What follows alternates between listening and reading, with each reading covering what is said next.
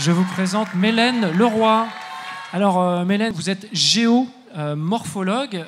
Vous avez fait votre thèse à l'EDITEM et vous êtes collaborateur scientifique à l'Université de Genève. Voilà, c'était juste pour terminer de vous présenter. C'est ça. Allez-y. Juste pour revenir sur ce film, en fait, c'est pas du tout. Enfin, c'était un film très spontané. J'ai rencontré la personne et on a filmé ça en 3 heures, alors que je le connaissais pas. On s'est rencontrés en montagne.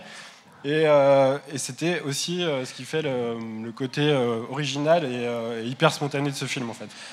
Et du coup, je veux remercier le réalisateur qui n'a pas pu être là, mais qui est quelqu'un de très intéressant. Merci à lui. Benoît Casgrain, voilà. Alors, la dendrochronologie, vous avez apporté un échantillon qui vient des glissements de terrain, c'est ça? Ouais. Vous allez pouvoir nous le montrer. Donc c'est un échantillon de bois qu'on voit dans le film. Donc c'est celui que je suis en train de tronçonner. Et c'est un bois subfossile. Ça veut dire qu'il est resté très très longtemps dans ses sédiments. Donc là, il a 6000 ans. Et en fait, on voit que c'est encore du bois. En fait, il n'a pas été transformé en pierre. Donc c'est encore toutes les caractéristiques du bois. On voit très bien les cernes de croissance, qu'on voit beaucoup mieux à l'écran ici. Donc ça, c'est vraiment le matériel sur lequel je travaille. Donc le bois peut se conserver pendant 6000 ans. Il se détruit pas toujours. Non. En fait, si le bois il est conservé dans des conditions sans oxygène, donc dans des sédiments, il va garder en fait cet aspect relativement frais. Et on va pouvoir travailler dessus comme du bois quasiment récent, moderne. Alors là, on a vu les cernes, un cerne par an. Ensuite, vous le ramenez au laboratoire, c'est la deuxième illustration. Qu'est-ce qui se passe en laboratoire, du coup? Du coup, en laboratoire, on va mesurer la largeur de ces cernes. La dendrochronologie, donc c'est l'étude des cernes de croissance des arbres. Les cernes de croissance, vous voyez ce que c'est cette petite strie qu'on voit quand on coupe un arbre, vous en avez tous vu.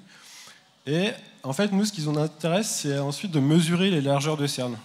Basiquement, les cernes sont fonction de la production de bois que l'arbre produit chaque année.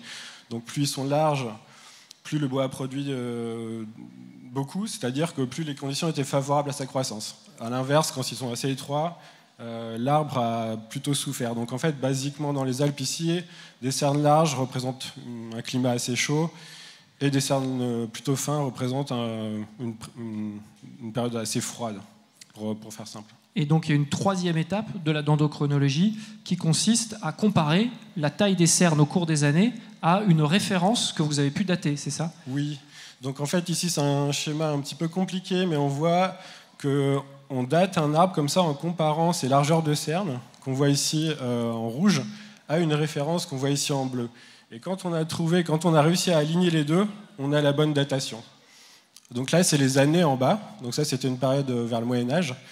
Et on voit que les deux séries sont bien alignées l'une avec l'autre. Et donc là, on voit que c'est bien synchronisé. Donc c'est la bonne datation, en fait. Donc ça, c'est un arbre qui date du Moyen-Âge, donc de l'an 1000. Il a déjà 1000 ans. C'est des arbres que il est mort il y a 700 ans, ouais. Ouais. Hein, c'est impressionnant. Alors, quel est le lien avec les glissements de terrain?